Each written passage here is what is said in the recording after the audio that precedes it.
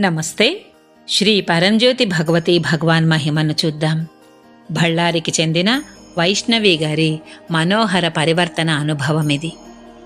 గతంలో నా తండ్రి పట్ల నాలో తీవ్రమైన భయం ఉండేది. నేను నాన్న ఎదుట నిలబడి మాట్లాడలేకపోయేదానిని.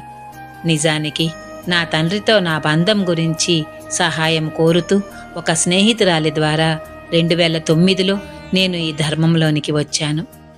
నాలోని ఈ భయము నా జీవితంలోని ప్రతి అంశాన్ని ప్రభావితం చేసింది.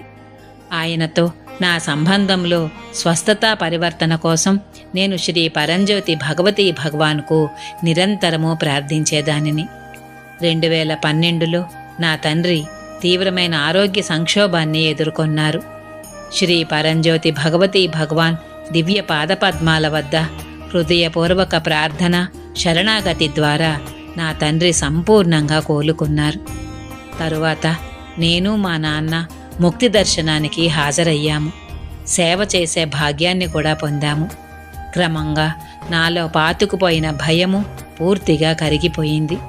2017లో నేను జగన్మాత శ్రీ అమ్మ వ్యక్తిగత దర్శనములో అమ్మ శుభాశీసులు అందుకున్నాను.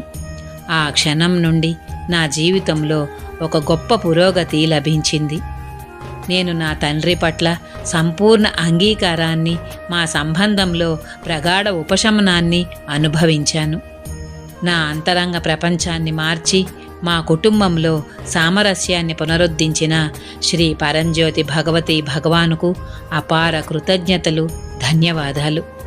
జై బోలో అద్భుత పరివర్తన ప్రదాత శ్రీ పరంజ్యోతి భగవతి భగవానికి జై.